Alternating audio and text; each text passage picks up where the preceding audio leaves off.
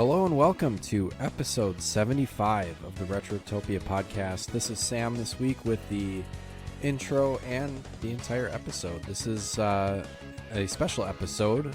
We have been doing a series of solo episodes to kind of help with our schedules, and it's my turn. And my game is Beloved Rapture, which was released just last year, so it's not quite retro at all, but it is retro-inspired. So I actually played and guested on the Still Loading podcast with Josh over there. And I want to thank Josh and also Chris Copeland from the Retro Hangover podcast for giving me a review code for the game. And I was able to join Josh over at Still Loading a few months back. I think that episode is released over on the Still Loading feed. So give that episode a try if you are interested in this game and what I have to say here. Josh and I go into much more detail. It's much easier to talk about one of these games with a pal. So there's a bit more back and forth on that episode, but I give some, I believe, concise opinions on this one. I don't really remember because it was a while ago, and as soon as I say something, I usually forget. But again, Beloved Rapture was released last year, 2024, developed by Rapture Studio and Two Left Thumbs. It's on PC, so it's a Steam game right now, is probably the easiest way to play it, and you can get it on Good Old Games or GOG, as I like to call it. Those are the ways that you can play it right now. But before we get too far, let's just quick get some plugs out of the way. You can find all of our links to the socials and the Discord and everything over at Linktree. That's linktr.ee/Retrotopia. So join our Patreon. Our Patreon is free. And join our Discord. Our Discord is also free. And then there's also a paid tier for Patreon, which I believe is $3 and gives you early access to some content and some bonus stuff. So it's a great value, and we're looking to add some more soon. So if you're new, welcome to the show. If you're here just for Beloved Rapture chat, this shouldn't be too long of an intro. It's just me, and there's a couple of questions and comments, so we'll get to those. Skip ahead maybe 5 or 10 minutes, but I think it's a good time to stick around for questions and comments because we got some cool ones this week. So I would encourage you to stay. All right, let's welcome our newest patron, Dylan. Can I call you D-Man? D-Money? D-Man. That's cool. It's like a defenseman for a hockey team. What kind of defenseman would you be, Dylan? Would you be like a stay-at-home defenseman or a puck-moving defenseman who joins the rush sometimes? I don't know. I'm gonna say you're a puck mover. That sounds awesome. So welcome, Dylan. And that'd be hilarious if you were actually a hockey player and a defenseman. Who knows? Like maybe you played in high school, you played beer league or something. But welcome, Dylan. It's good to have you. What else? Well, I thanked Chris and Josh up front. So yeah, I'll thank them again. I think I thanked them profusely in the main episode too, if I can remember correctly. I'm absolutely honored and humbled that they would consider me to join them and gave me the opportunity to play this game because it's really cool playing a review copy. I've never done that before. And the developer, Rapture Studio, has been pretty generous with their feedback and stuff. It sounds like from my discussion with Josh, you should check that out over at Still Loading again. They have a Discord and they're pretty interactive with their community of players and stuff. And that's just pretty cool. If you've been listening with any regularity and you listened to our Legend of Santa episode, that was another one where the game developer was pretty interactive with us and thought it was cool that we did an episode on their game. So that's always fun. A lot of cool like retro inspired indie games out there, and it's kind of neat to. It's a really good like wholesome community of people. So I don't know. It's been a cool experience. Anyways, let's get into the 9-bit banter box, which is culturally elegant, and it makes sense, damn it.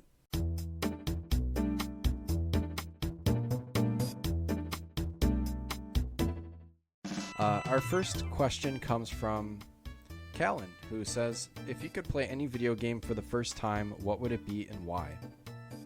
Well, I would say my answer to this is usually Pokemon, but there's a huge caveat, because I would have to replicate the feeling of playing it for the first time as a kid, which was, I mean, like, just brand new open world to explore with all these different Pokemon that I didn't know yet, and so much, you know, just different variety and things you could explore. I don't think I could capture that feeling if I played it for like, let's throw the hypothetical that I never played it as a kid and I'm playing it for the first time today, which does happen for a lot of retro games that I didn't get to play back then. Yeah, I don't think that I would be able to replicate it that way. Like, if I could just erase my memory of Pokemon and play it again, I don't think I'd have the same experience. I know I wouldn't have the same experience. So I would want that experience again. So I would probably have to go back to being 11 or whatever. And then the other one I thought of was like any Zelda game. I love solving puzzles and in the dungeons and stuff, and if you know, there's a few Zelda games that I've played a few times over and over again, and I don't really have to think about it anymore. Like Ocarina of Time is the big one where I could just kind of beat that without really thinking about it or looking anything up, or you know, getting stumped, except for maybe the water temple. But luckily there's a few Zeldas I've never had the chance to play, so I'll get that experience again if I play like Oracle of Ages or Seasons, for example, and then like Spirit Tracks and some of the DS ones that I've got but I haven't had a chance to play yet. I'm looking forward to getting into those. So yeah, those would be my answers. We've been playing more horror games lately here, so I think, you know, like obviously like Silent Hill 2 remake, but I guess playing a horror game again would be a cool experience, because once you've gotten kind of the hang of the scares or the creepy stuff that happens in a horror game, you probably get used to it. So that's probably one that would be awesome to like erase and relive. But anyways, thanks for the question. That's a great question. Next question comes from Mr. Hooley. This is a good one too. He says, Sam, yes, you just want a brand new time machine. Where is the first time location you are going to, or time/location? Shoot, I lost on a location. P.S. There's a 50% chance you can't get back. Keep that in mind. Damn. I would say I'm so risk averse, and I think that history is generally fucking terrifying and gruesome, and I wouldn't want to go back to it. Like, can you imagine like what the 1800s or 1700s must have smelled like? Ugh. I mean, to smell better, we were making perfume using like whale crud, like ambergris, but it was just like floral scents, but with like whale goop mixed in so that it would last longer, and you just spray that over yourself so you didn't smell like BO and shit all the time. And like streets were just like caked in mud and flowing piss and shit. So no, I don't think I would go that far back. Especially with your stipulation that there's a 50% chance that I'm not getting back, I am not taking that risk.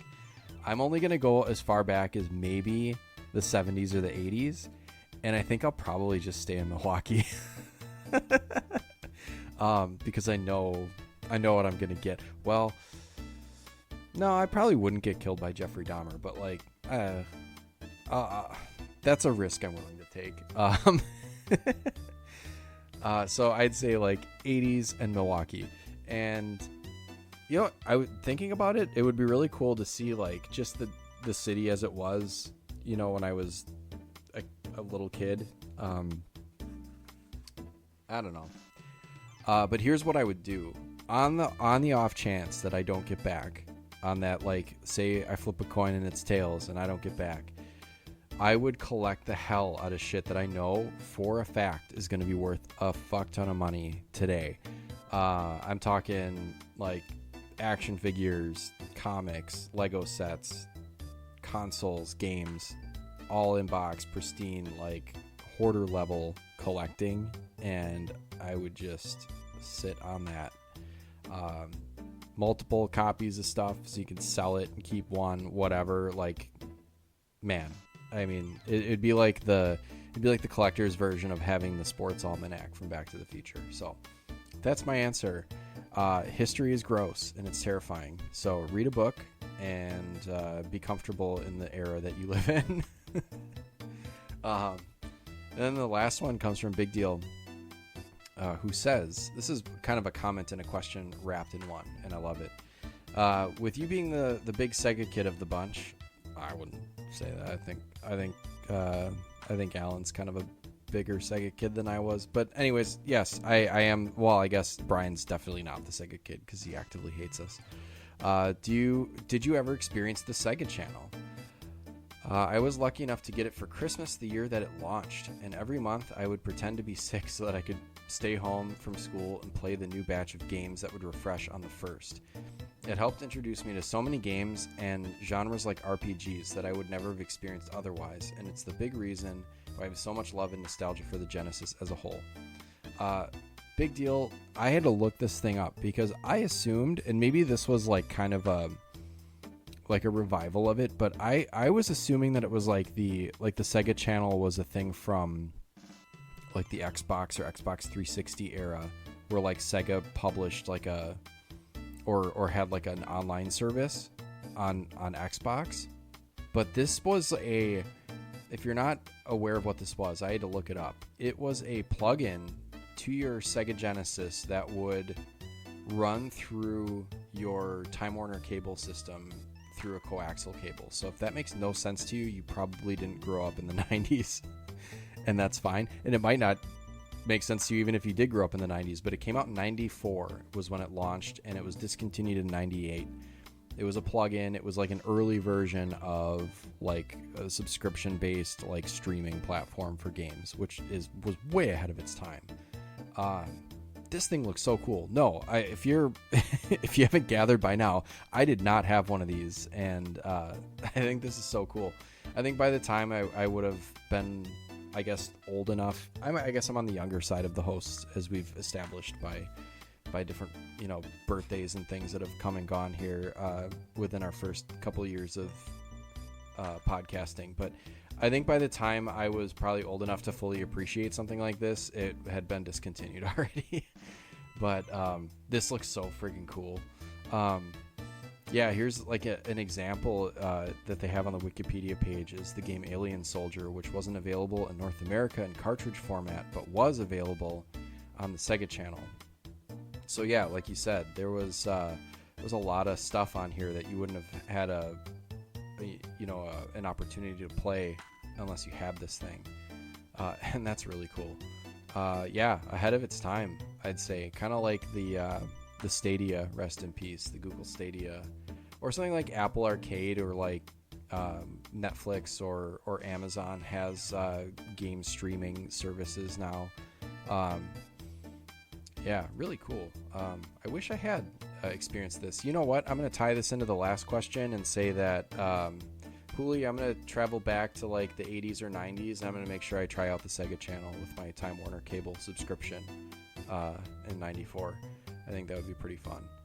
So yeah, there we go. Sorry, got to get back to my notes here. Yeah, that was awesome. Great questions, guys. That was a lot of fun. What have I been up to? Man, work has been kind of kicking my ass these last couple weeks. We've made some changes to things, and it's boring to talk about, so I don't want to. That's not what I come on here for. But work's been busy, so I've been kind of trying to relax, watch some movies. We have like a rug here that we got online that's got like an image on it with like VHS spines of horror movies, and so we've been. I was like, we should watch every single movie on this mat, because I haven't seen all of them. But I mean, we've watched like Puppet Master now. That was really fun. Silence of the Lambs is on there. That's a rewatch for me. Most of them have been rewatches for me, but it's fun to see some new stuff. So we've been working through that. Watched Hellraiser, watched Evil Dead, which I love. Reanimator, which is one of my favorites of all time. So that's been fun. Just kind of getting into some old 80s and 90s horror movies. What have I been playing? That's what you're really here for. I finished up Tasmania on the Sega. That was certainly a thing. And I played through most of Escape from Mars, but there's some horse shit towards the end of that game. I mean, I like it, and obviously it's in my collection. I'll still play it, but I'm gonna put that down for now. Probably I'd say probably good. I don't know, 65, 75% through the game. So I've got enough to talk about and form an opinion, but I'm not gonna continue to beat my head against the wall on that one. I picked up Pokemon Silver. If you listen to the most recent episode of Retro Bites, I got the batteries replaced on my Gen 2 Game Boy carts, and so I had been jonesing to play that for so long, and it turns out the original battery was yanked out of there, so there was no way I would have been able to save it anyways, but now I can, and I've been enjoying that. And then I also got started on Final Fantasy IV because I wanted to play an RPG and I wanted to play a good one, and so far I've been having a good time with this one. So more to come, obviously. I continue to play stuff and build a collection. Picked up a copy of Quest 64 recently, and I'm looking forward to this weekend because I'm going to run down to that flea market that's open on the weekends and see if they still have a copy of Ogre Battle 64. That's one of the white whales on my list, and if it's reasonable enough, I think I might grab it. So looking forward to that. But something for you to look forward to is the gentleman's intro to Beloved Rapture. So I'm going to turn it over to Alan.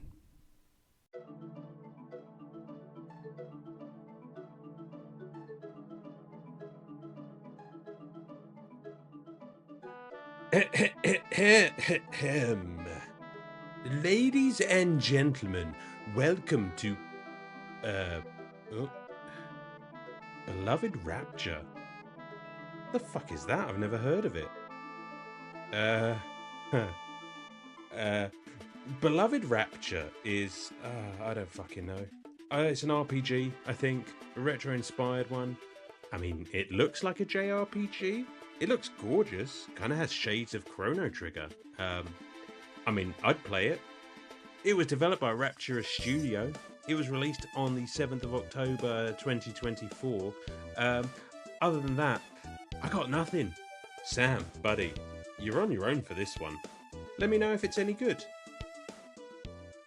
All right. Thanks, Alan. Obviously, not much history on this game because it just came out, and there's actually not a whole lot available on like plot synopsis or development or anything because it's an indie game and it's relatively new. But thanks for trying your best, Alan.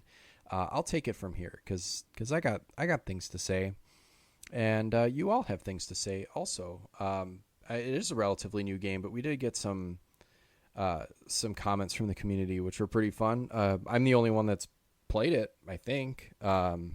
So hopefully I convinced some of you to play it. But let's get to the comments. First comes from Sergeant Humbre, who says, was the Rapture actually beloved or no? And to that, I would say, you'll have to find out. Listen to the review and you'll see. But yeah, I did like it. It was beloved. I beloved it. Chris Copleen from Retro Hangover says, look forward to the episode, and I enjoyed the one you did with Still Loading. Yes, thanks, Chris. I appreciate it, and I appreciate the hell out of you for giving me the review code for this. That was a fun experience, like I said. I can't say enough about how fun it was. Yeah, and again, I will plug them again. You're probably like, dude, shut up. But go listen to the episode of Still Loading because it was a good episode. It was kind of cool. I'd not talked to Josh before that. We had kind of traded some messages beforehand, but I think we had some pretty good chemistry on the mic. So, yeah, it was a good time talking to Josh over at Still Loading. And the last one comes from Hooli, who says, I am guessing this isn't the same Rapture as the one in BioShock. What a shame. No, it's not a shame because Rapture from BioShock is a fucking terrifying place. It's full of horrible creatures and it's underwater, which is scary as hell. So, no, I don't want to go to Rapture. Maybe Rapture in its prime would be cool. Isn't one of the BioShock games you get to see Rapture in all of its glory? I'd have to see. I'd like to try BioShock again at some point, and maybe I don't know if I tried to be a tryhard and keep the difficulty up, but I didn't enjoy my time with it. But I'd like to try it again at some point because the story was cool and like all the little audio logs and stuff. I'm distracted again. This isn't about BioShock, but you got me all distracted with that Rapture comment. But no, it's not like Rapture. That place is horrible. All right, those are the comments. Thanks, guys. Thanks for commenting on the game, even though you haven't played it. I appreciate it. Those are fun to read. And without further ado, let's get into it. This is Beloved Rapture, released in 2024, October of 2024. So even more recent. It's the last half of 2024. Less than a year old. Developed by Rapture Studios and published by Two Left Thumbs. You can play it on Steam or GOG on the PC. Hopefully it gets ports over to other consoles later on. Physical release for Switch would be cool. I'd grab that up. But anywho, let's start the show. Thanks everyone for listening.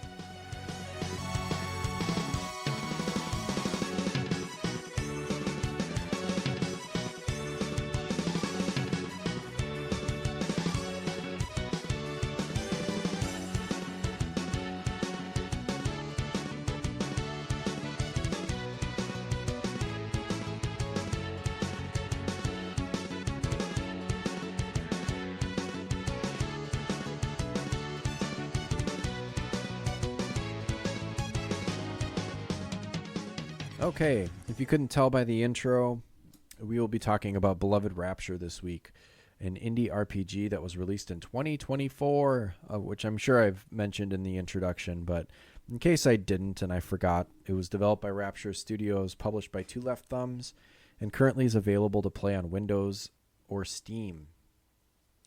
This was something I didn't expect.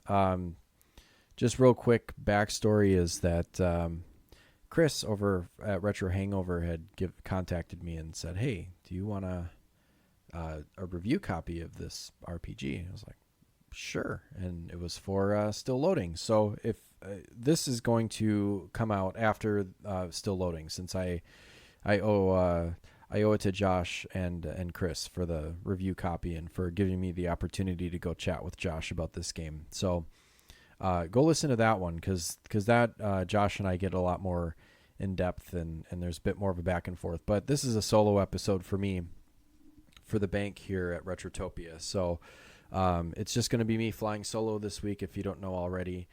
This is an indie RPG that was heavily inspired by the 16-bit era JRPGs of the Super Nintendo era.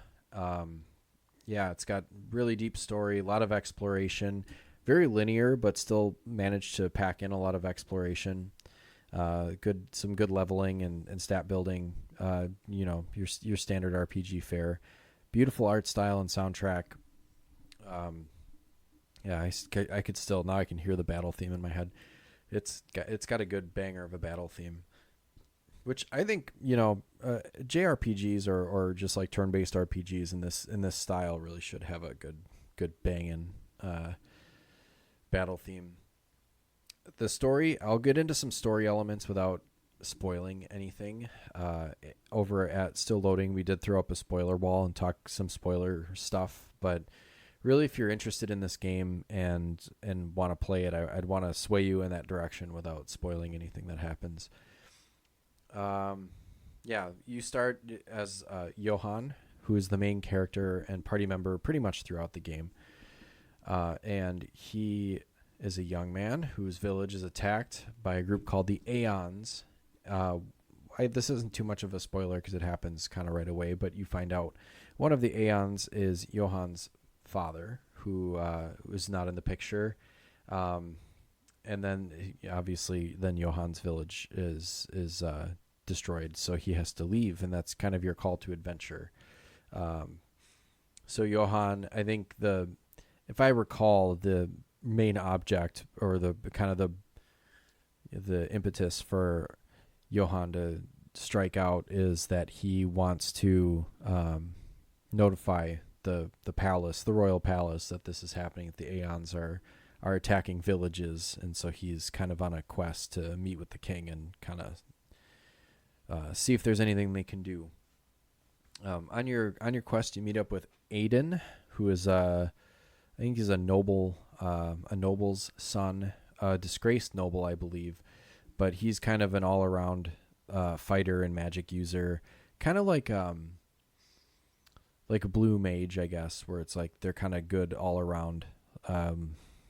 Is it Final Fantasy 9 that has a 10? 10 as the blue mage that kind of sucks, but you get the picture. Like he's good with magic, and he's good with a sword, but he's kind of a jack of all trades, master of none sort of thing. But he's a good one to have in your party, because his moves are pretty good. We'll get into like the special moves that they have, and then you also get Krista, and Aiden and Krista are really the main two that are in your party for the rest of the game. Krista's the magic user and the healer. So much so to the point that she doesn't even have an attack. She doesn't attack with her weapon like, in Final Fantasy 7, like Aerith will attack with her staff or whatever. It doesn't do a lot of damage, but at least it gives her something to do when she's not healing or using magic. So these are your mains. Others joining your party are Lance and Karuka, but they join later for story reasons, so I won't get too into that. Johan progresses through the game looking for the Aeons so he can stop them. I think he does want to confront the Aeons also as part of what's going on. You meet other characters along the way, travel through the wilderness. There's a really cool segment where you actually get to the capital, which is called Alexandria, and there's like a castle town that's really, really detailed that you run around in, and there's some side quests and stuff. There's underground caves, sewers, castles, islands, all kinds of different terrain. Not a ton of varied terrain because it is very kind of self-contained to this kingdom, and not a lot of deviation from the path, but still pretty cool.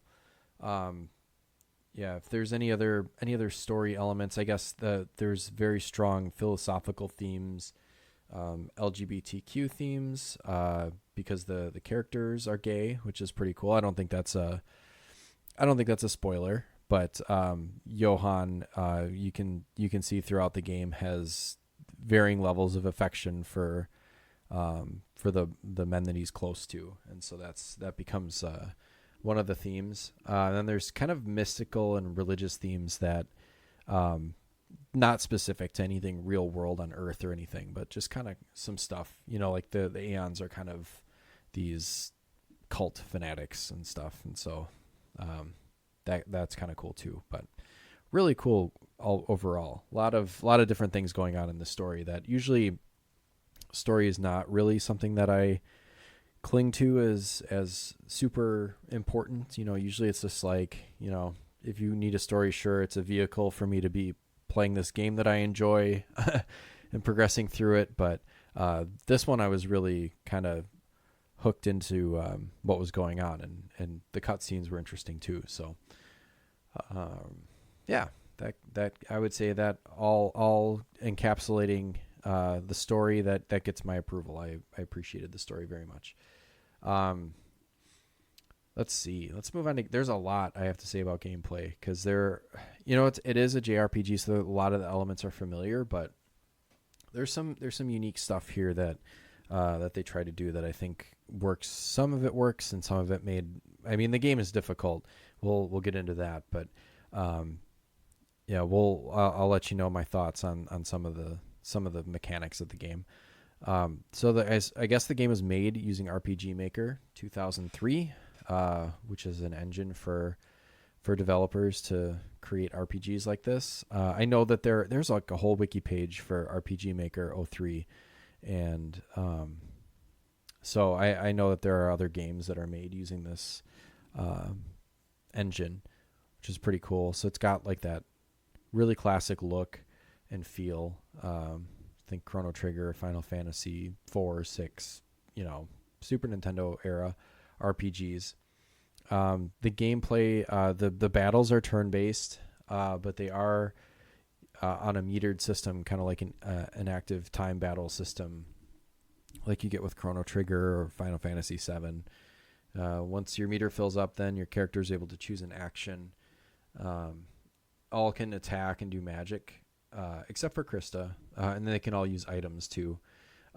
Something I thought was cool that was a little different than, say like a limit break or something, was that you could attack or do magic. So any sort of active type of action that's not using an item or defending. If you do that 3 turns, not necessarily in a row, but just the third time that you attack or do magic, you can trigger a Relica, which is a special ability. And it costs MP to do it. So you do have to be kind of careful and strategic about when you use it. But some of those moves, especially when you start upgrading your characters and their loadouts and stuff, get pretty powerful. Krista's was always great because she could heal the party, and I think her holy damage or her holy magic does quite a bit of damage to certain enemies. So there's 2 difficulties, which is nice. I was going to say Relica and magic abilities are tied to the weapon level, which we'll get into, because there's ways that you can upgrade your magic and weapons, which is kind of a little bit unique. I mean, it obviously borrows, but I think it does something that's kind of unique, I guess, that you don't see too often in RPGs. Difficulty modes, classic and story. It's a tough one. So honestly, if you're there for the story and you just kind of want to play through the game and you don't want it to be too difficult, take story mode. Honestly, no shame in that, because actually I didn't finish it, which we'll get into later, but I did get up to the very final boss. But I played it on classic, and there was plenty tough. There were some spots, plenty of spots where it was pretty touch and go, especially in the early going. I thought the game actually got easier as you went along and added members to your party. And then there's when going back to the battle system, when you start the game, you can choose between active and wait. I chose active because I thought it would be then like the ATB and kind of add some challenge to it, because you have to select your moves. You have to be ready. You kind of have to pay attention a little bit more than kind of the MASH A approach to fighting turn-based battles sometimes. So I wanted a little bit more challenge to it, but I think actually kind of made things more difficult for me at certain points, because it seemed like when you were into the menu, like say you chose to attack or you were going to do magic or something like that, when you're in those menus, choosing your spell or selecting your opponent or whatever, then it would kind of pause. But in between, like if you had to back out or you hit the wrong thing and you went to needed to move around the menu a little bit, then I think that's where the timer kind of quote unquote starts again, and the enemy would attack while you were trying to decide. And sometimes, I don't know if this was a glitch in the game, but sometimes I would select something and then the character just like wouldn't do it. So I don't know if that was just because some sort of bug in the programming or something where when we were in the active mode, just things got difficult for weird reasons, and sometimes I would get kind of stuck in the menus, where I think if I had chosen wait, that wouldn't have been as big of a problem. Leveling, I want to talk about that, because the characters will level up relatively frequently based on gaining experience points in battle, and sometimes, which was kind of cool, you get experience points for progressing through various puzzles in the dungeons. When you pass through a room after completing a dungeon or a puzzle or something, it would flash on the screen that you got, I don't know, like 50 experience points or something. Characters have different strengths and weaknesses in their stats, as you would imagine. The stats go up with each level, but just kind of like in like a Paper Mario game, you get it's not as impactful as in Paper Mario, but you do get to 4 bonus points that you can allocate to any stat that you want. And I felt that my characters were taking a lot of damage, and so I was pumping up constantly like defense and maybe magic points. Apparently you do get a 5th additional stat boost. If you allocate all 4 of your bonus points to one stat, it gives you a 5th one. So I think what I should have done I will play this game again at some point, but I think what I would do next time is allocate more. Always allocate all of your points so that you get that bonus point. But then I think I would pump more into speed than I did last time. Usually I was focused on defense because I was just getting lit up for certain battles, and yeah, I was hoping that I could pump myself up enough to mitigate some of the damage. But it always seems like, and that might be a criticism, but it kind of seems like the game always stays like just a little bit ahead of you due to the scaling. But yeah, then it does scale a little bit, I think. Just keep the difficulty consistent throughout. Let's see. There's not a lot of grinding. This is another game where you can see enemies on the screen, which I know is a big plus, especially for some of the most popular RPGs of all time do this. Random encounters don't really occur unless you're ambushed, which happens in other games. Like there's games where you can see the enemies on the screen, like Chrono Trigger or Earthbound or whatever, but there are times when there are quote unquote random encounters where you're ambushed, and so that does happen. But there's not really opportunities to grind. But I didn't really have any problem with it. Usually I would, if I was in an area though, I would try to fight as many battles as I could. So I guess that was, in that way, I kind of I did some grinding a little bit, but it's not like you go to the area outside town and just like wander around and fight until you level up. So that's good. It kind of keeps the game moving. Weapons can be leveled up to 4 times. I think the highest level is 5. Each increased level unlocks a new Relica ability, which is important, and increases the weapon's own stat attributes to the point where they like double in some cases. So it was really, really worthwhile to upgrade the weapons and to choose wisely whose weapons you were upgrading. Weapons are upgraded by finding these items called ethereal shards, and so basically you pay usually money in ethereal to upgrade your weapons, and the ethereal is relatively rare. You do get it from certain battles. I think sometimes like important enemies will drop them. Otherwise, if you kind of explore around dungeons and caves on the open world and stuff like that, it's not an open world, out in like the forest areas, I guess. If you really scour and look around, you can find a lot of items, including these ethereal shards, and they kind of make it so that if you do go above and beyond and explore every nook and cranny, you'll find plenty and be able to upgrade your weapons quite a bit. Let's see. You have to do this at blacksmiths. So there's blacksmiths at various points. Whenever there's a town or like an encampment or something, there might be a blacksmith that you can upgrade your weapons at. Magic spells can be upgraded too, and sometimes you're kind of competing.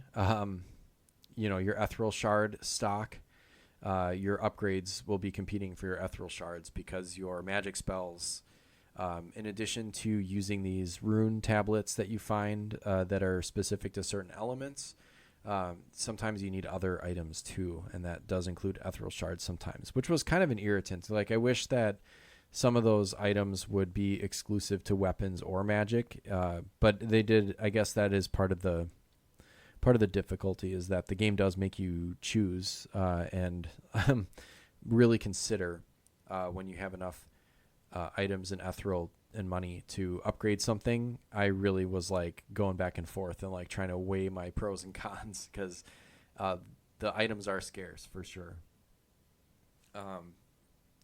I talked a little bit about the overworld with the extra exploration and puzzles and stuff.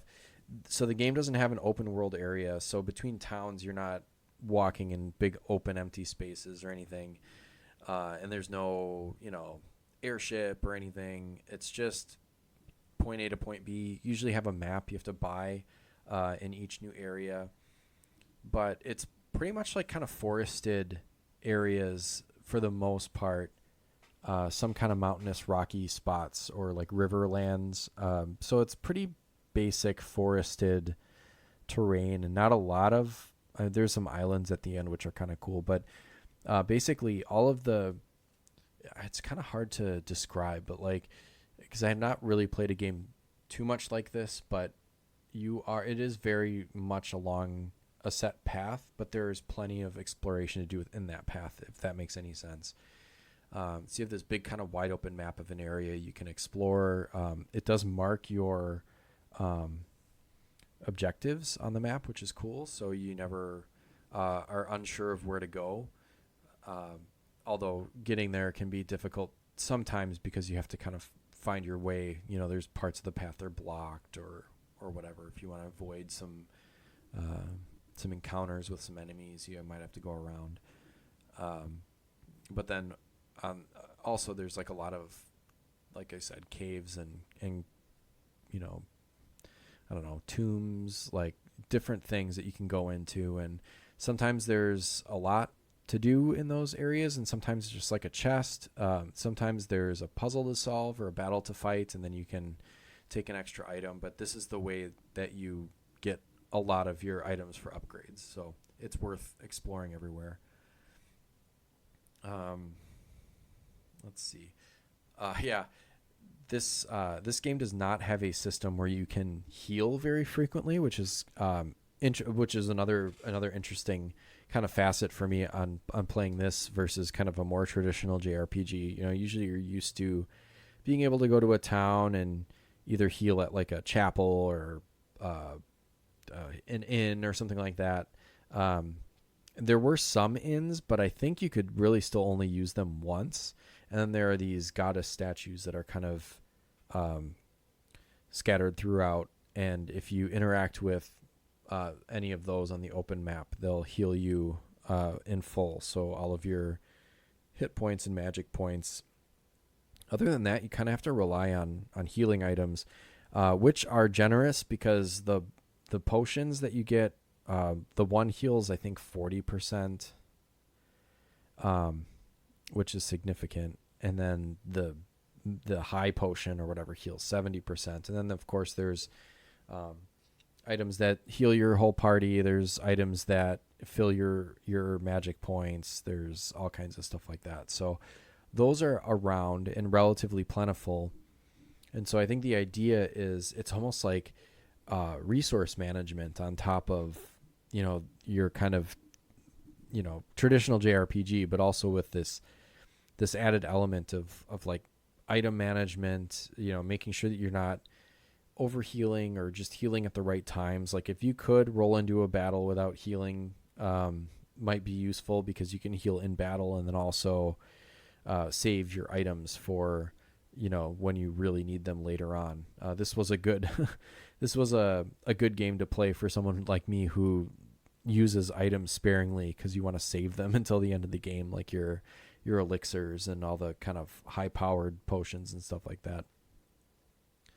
I already talked about no random encounters. That was cool. Like there are a few exceptions, obviously, of, you know, getting ambushed and stuff like that, but I don't consider that random encounter.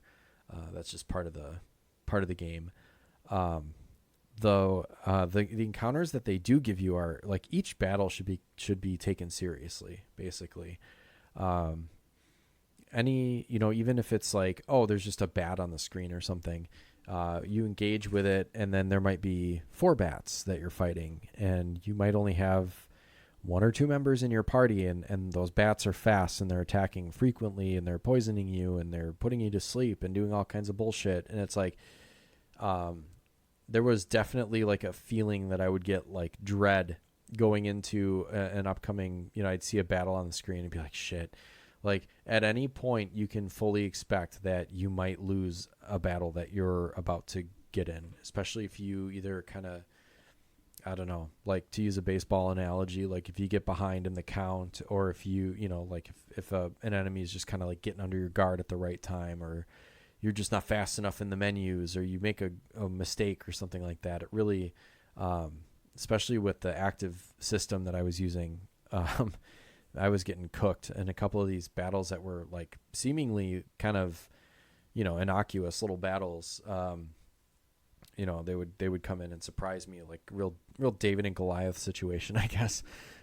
Especially when you're talking about like these like little mushrooms in the forest were particularly nasty, and it's just like, did I really just get killed by like some basic looking monster? But yeah, it's definitely possible. And the enemies do a lot of damage. That's why I was saying, like, I was trying to focus on upping my defense every time, and it just like, due to the scaling, I think that just really seemed like they kept one step ahead of you every time.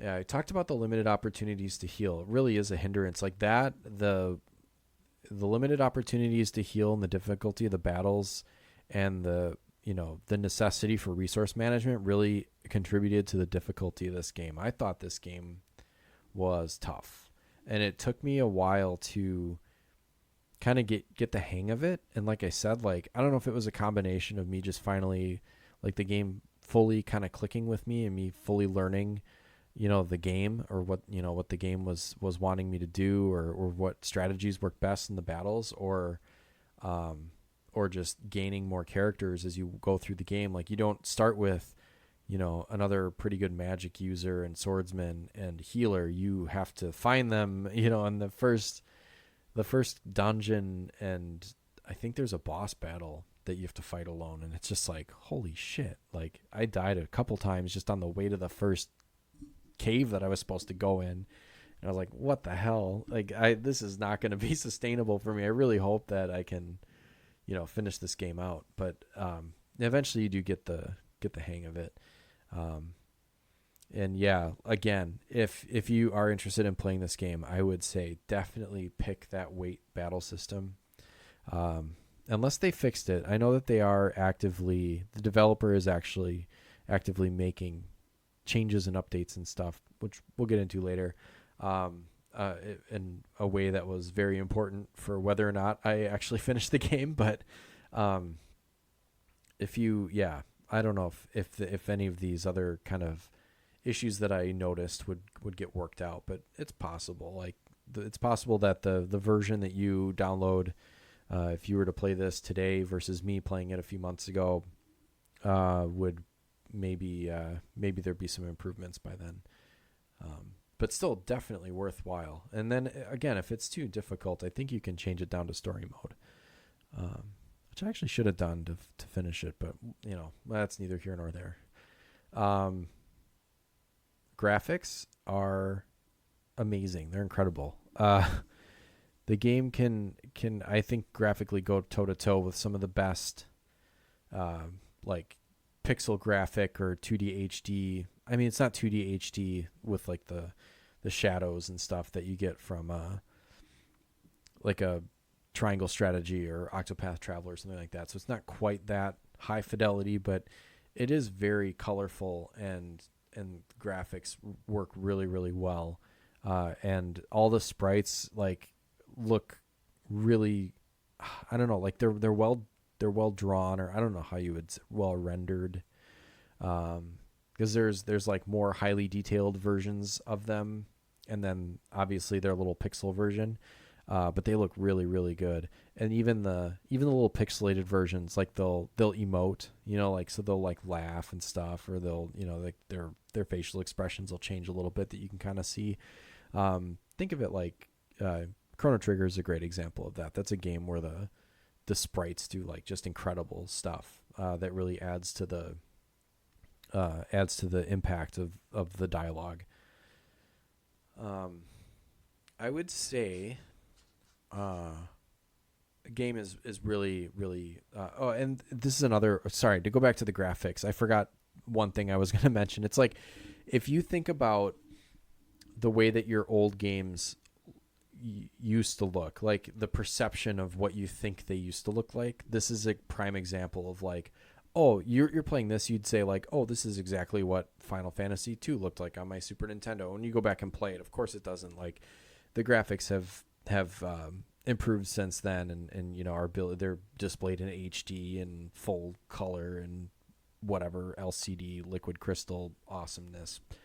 But like, this is what you think your games used to look like. This is like the memory that's been imprinted. So when you look at like something that's been punched up for HD, it definitely has that feel to it. A good example that I had was like Turtles in Time versus Shredder's Revenge. Like if you were to think of Turtles in Time, you're like, that game looks awesome, and it does. But I mean, it definitely looks like a game that was made at the time. Whereas, you look at Shredder's Revenge and you think, oh, this is what I think Turtles in Time used to look like. But it is much sharper. So that's kind of the vibe I get from the graphics.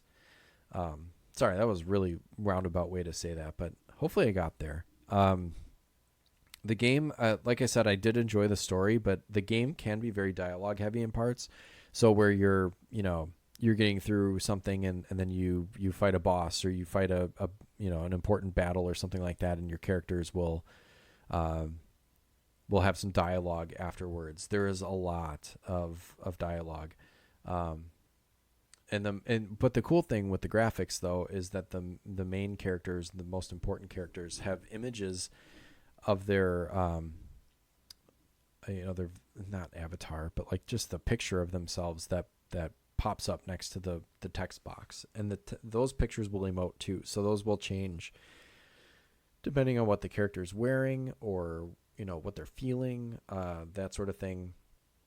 Really cool. But those dialogue sequences and lengthy dialogue, sometimes I usually get bored of that. But I think with the graphics, with the writing of the story, like the way the story was going, the fact that you saw the characters pop up in the corner of the screen, there was usually just something to keep me engaged. And it wasn't all story, some of it that helped, I think, was just the fact that I was looking at something that was really appealing to the eye. Let's see. Yeah, this is more about the graphics, but just while I'm on the topic of dialogue, those low points of, the dialogue, I wouldn't call it low points, but dialogue kind of was a nice, after a particularly intense battle or something I'd been working on for a while. And, I did get killed quite a bit in some of these boss fights. So having these intense moments counterbalanced by, plenty of good story was kind of a nice counterpoint, especially with such a difficult game. The battle theme. Oh, sorry, I skipped on into music. I'd say just one final note on the graphics. I think it stacks up against, some of the best indie games, or the ones that we, know and love the most, like Messenger, Sea of Stars, Stardew Valley. Like in terms of the pixel graphics, it stacks up against any of those, I would say. Now, where I skipped to in my notes, music and sound effects. They're great. Nothing short of just spectacular. There's nothing annoying or grating in the sound effects department. Like all the sounds are, sorry, getting dry throat here. All the weapons and magic sounded great. Moving through the menu screens did sound a lot like Final Fantasy. There's that little like kind of ping sound that it makes when you scroll through item options. So yeah, everything sounded good, appropriate, just kind of up-res, great, nostalgic sounding RPG sounds. Music is excellent. It either fits the mood that the game is trying to convey very well, and then also there's some times where there's no music, which is cool. So again, just kind of like how the periods of intensity are countered by periods of heavy storytelling and dialogue. There's also like music, really intense music, and then absence of music sometimes, which I thought was also pretty important. They use that to great effect. Like when you're exploring beaches, I made a special note of this because towards the end you're in these island chains, and when you're on the beach, you're just hearing like really pleasing ocean sounds, which is kind of cool.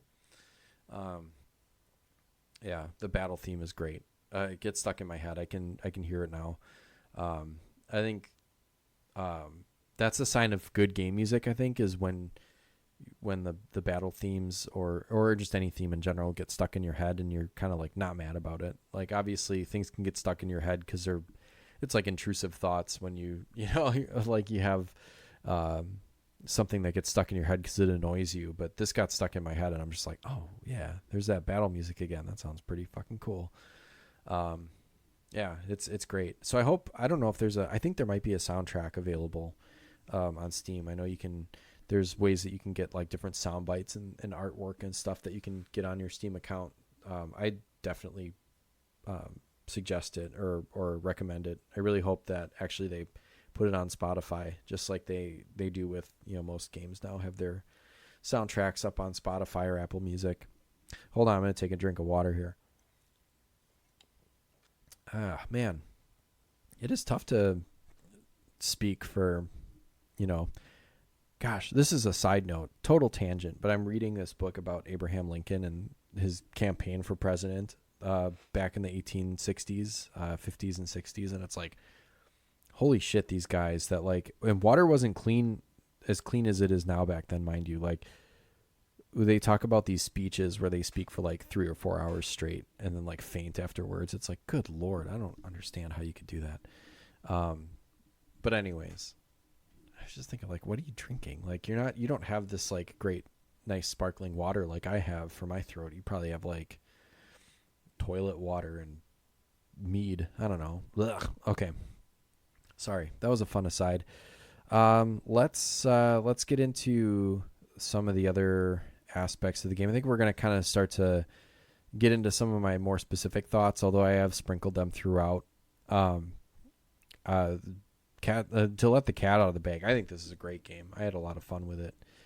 While I got off to a bit of a slow start, I think I had to kind of get used to the gameplay style, but I never, I found myself enjoying the game more and more as I progressed, and I would get kind of locked in where it was like, man, I should probably go to bed, but here it is on my Steam Deck, and I got my pillows, got the dogs, got, everything's where it should be. I'm playing fucking beloved Rapture with my Steam Deck.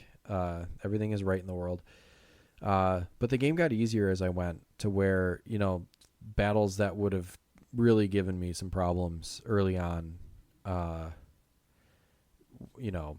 were, easier to get through because you have more party members and it opens up more strategies and gives you, I just found myself enjoying it way more once I got all of my party members in. So interesting. This is going to be all over the place. These are kind of like my random bullet point thoughts to kind of close out here.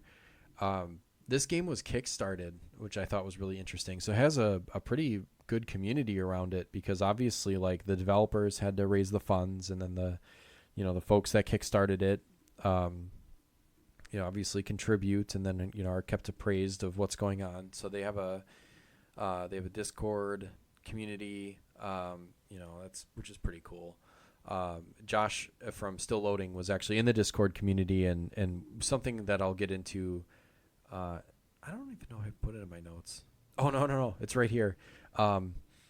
Yeah, there were some things that I was like, oh my gosh, is this game for real right now? Like, what's going on? And I just, shoot Josh a message where I was at. He's like, oh, let me check with the devs, which was kind of interesting. Like, if you're having difficulty in the game, you like usually, we play retro stuff mostly. So it's like you look up a game FAQ or a YouTube video or something.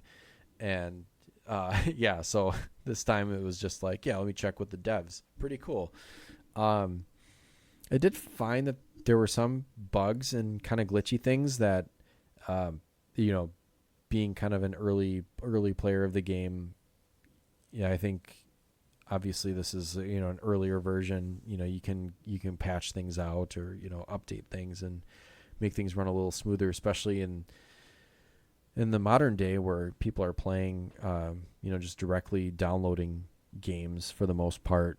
I would be interested to see if something like this ever gets a physical release, because you'd really have to make sure that all the issues are kind of cleaned up, because I guess no, even that's not the case, because even if you get a cartridge, you can get patches and stuff. But I don't know, you'd still want to make sure that it's playable out of the box, right? I don't know. I might just be. Now I'm just speculating. I did find sometimes that the game would crash. I don't know if it's because doesn't run as smooth on the Steam Deck or what. I thought it ran fine, but the crashes were a little annoying. I just learned quickly between the kind of crazy difficulty at times, or just like the trouble I had with certain battles. Like I just learned, and you can save anywhere, which is awesome. That isn't something I mentioned back in the gameplay section, but you can save even if you can't heal very much. You can definitely save often, which I would suggest. But I was saving enough by that point that by the time I got to some crashes, with the exception of one time in particular, it was kind of annoying because I had to go back through a bunch of dialogue. I didn't find it to be too much of a problem because I just booted back up, back to my last save. I did notice sometimes the music got stuck and would kind of like skip or click. You'd get that like kind of a weird clicking noise. And I don't know. And this kind of makes me think that hopefully the lack of music sometimes isn't just that there's supposed to be music playing and there wasn't, because I actually thought that sometimes when the music wasn't playing, it worked really well. But, sometimes the sound would kind of have some trouble. And then I mentioned this before, but there was kind of what I thought was a glitch in the active battle, where turns were sometimes skipped after I would input something, especially for stuff like magic, or like sometimes I think like they wouldn't do the Relica when I asked them to, and that really sucks because there were times when I would have Krista like heal the party and it would just kind of completely pass over. It would allow me to select it obviously and get me to the next, either waiting or choosing in the next menu, and then Krista would just do nothing. It's just like, what the fuck? I really needed that heal. So it was like waiting an extra turn for healing is not good, especially if you need it. Then you're going to have to start digging into your items if someone, KOs or something like that. So that wasn't always great. And that made some of the more difficult battles sometimes even worse. And it could be kind of difficult to navigate the menu. Sometimes I found they were kind of jumping all over the place. So I don't know if that was just a user error or if that's kind of a legit concern. But again, these are all things that I think as time goes on and as new, updated versions go out there, patches and stuff, I think that this could all be cleaned up. Now we get to now we get to kind of a funny story, because I get to the final boss, and there is a spot, there's kind of a point of no return where you rest up and then you're going to go into, gosh, I don't know if it's like a volcano or some sort of area.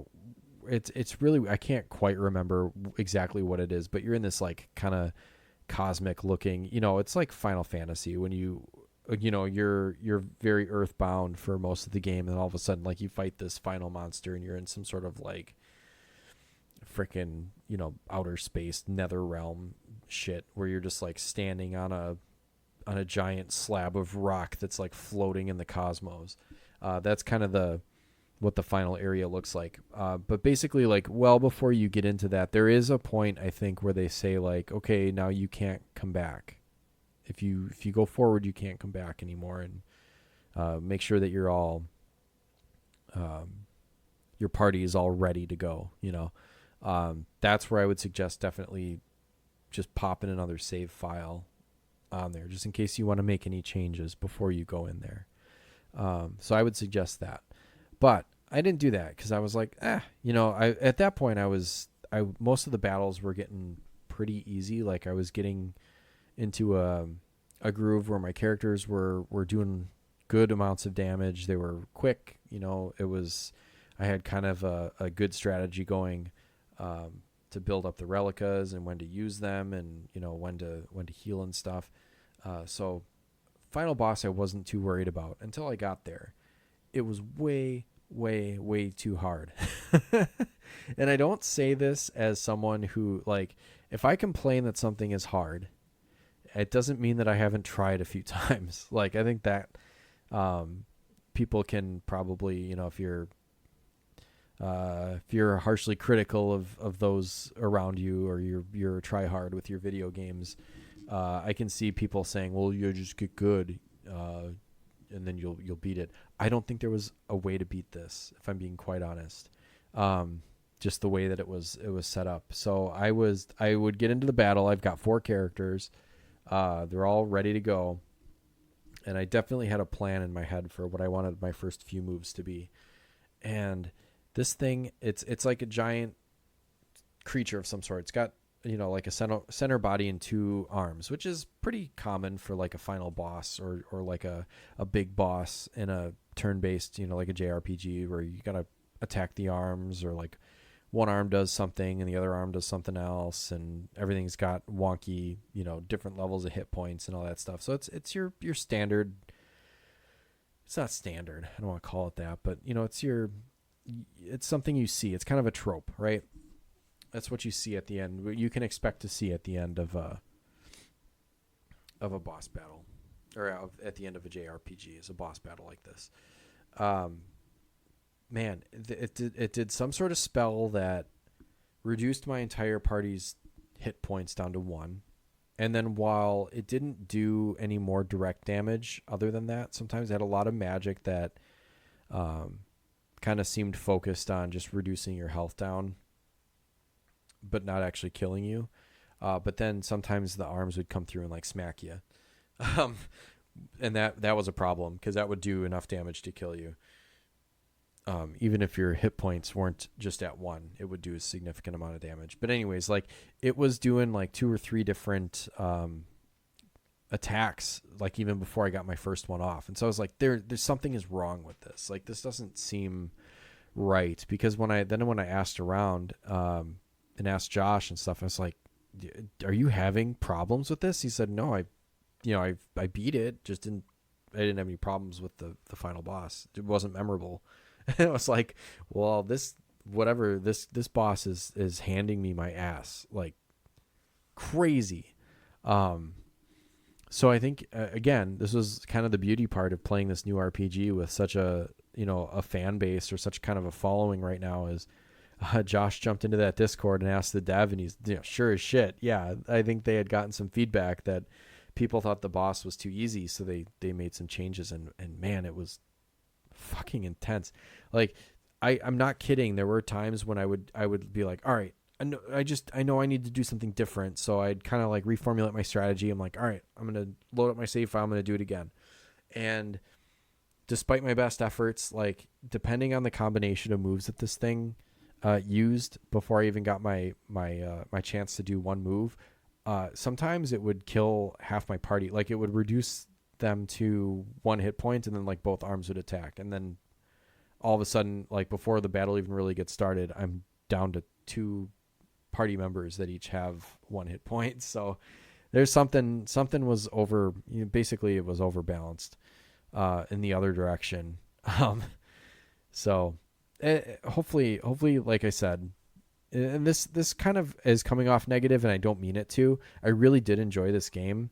And I really have high level of confidence in the developers that if they're listening to people and they have this Discord community, that they can really like take this advice and feedback and create the very best game that they can. So I couldn't beat it, but I don't really hold it against the game, because the game is new. If this had been like an established, an old game that, I was playing and all of a sudden there was a difficulty spike like this and I just couldn't beat it. Like, to be honest, I'm not even going to put in the reps to do that, because at that point, to me, I'm just wasting my time. But this, I really felt like it was just, like I said, yeah, overbalanced in the other direction. And I think I would definitely give this game another shot again. I do plan to play this again in the future, because I did enjoy it that much. I don't know. All in all, I think, if you like 16-bit JRPGs, if you like story and... Okay, sorry for that. I might have to cut a little bit out, because I had to pause for a second, because I'm home alone and it sounded like my TV turned on by itself, but it really freaked the fuck out of me. But it was Benji going downstairs to lay on the couch and he hit the remote. So where was I? Yeah, I think I was getting ready to wrap this up. So Sorry if thanks for bearing with me with my rambling about this game and then me getting freaked out about my TV being on. Yeah, we'll go back to this. I'm not cutting any of this. This is why you're here. This is a very charming throwback 16-bit JRPG, and I call it JRPG just because it's the genre, not because it's actually from Japan. It's got really deep story, deep character development, really good story. If you're a fan of JRPGs and you like a challenge, especially, I would consider picking this up. There's a bit of a difficulty curve, like I said, with getting started. It can kind of take a while to get the hang of things. But, once you really get rolling and adding characters to your party and progressing and, making your upgrades and stuff, the game's style, getting used to the game style really makes things easier as you go on. So it's definitely rewards just kind of hanging with it for a while as you learn. I'd say it's a great length too. Like, you talk about some of these games that are, you sink like 80, 100 hours into, and this is a nice compact 25-hour.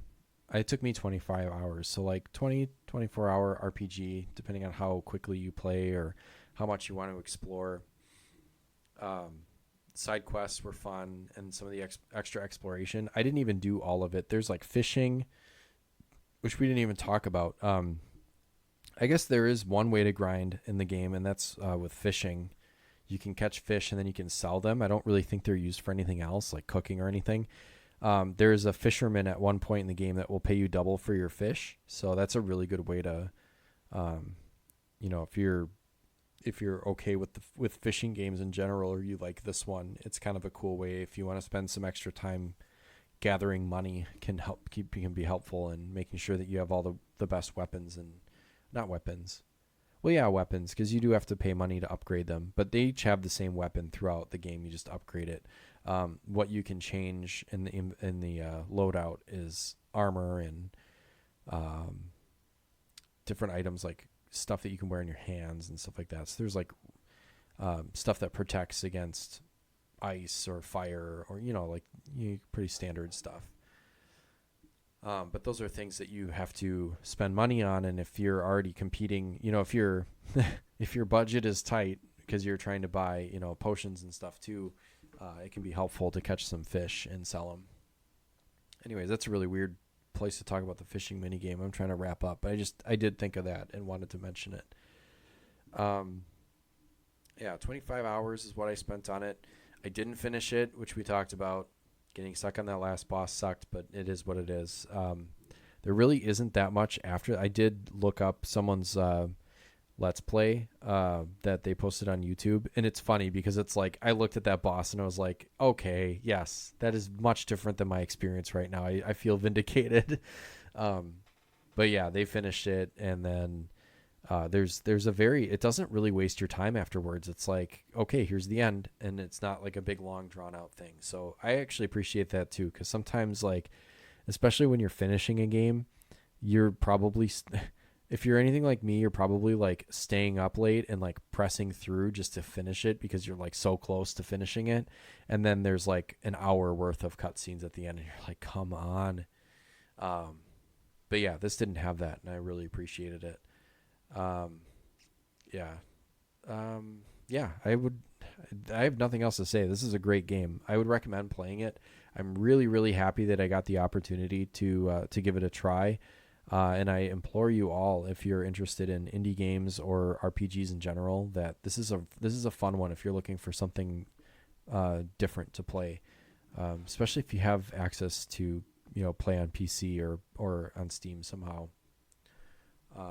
Apparently it works really well in computer mode too, like just on Steam. That's how Josh played it when we were talking on Still Loading. I played it on my Steam Deck and it worked. It's not verified for Steam, so it doesn't have that little checkbox with the little green check mark if you're a Steam user. But it does play just fine. I'd give it my full-hearted Retrotopia recommendation. I'm going to give it an 8.5 out of 10. I think it's a really charming RPG and a lot of fun, great difficulty, perfect length, length of time spent playing the game, great story, really cool themes, really great artwork and music, all around a really great time. So 8.5 out of 10. And that's going to do it for our review of Beloved Rapture, or my rather, since this is a solo episode. If you want to hear more in-depth talk about Beloved Rapture, you should go check out the episode that I guested on Still Loading with Josh. That is the Still Loading podcast. That was a lot of fun. We went on for like probably 2 hours. So if you really want to hear more about it, that's a great place to do it. And give Josh a follow. He's a good guy. And also thanks to Chris from Retro Hangover for giving me the opportunity to play this. He had those review copies, and that was really cool of him. So thanks, Chris. This was a great game and led to a couple of good podcast episodes. Maybe not this one. The Still Loading one is good. This one's just kind of, But I hope you all enjoyed it. I'm not sure what's going to be on for next week since this is going in the bank for a while until such a time when we need it. But until next time, you keep playing those video games until your eyes bleed. Bye.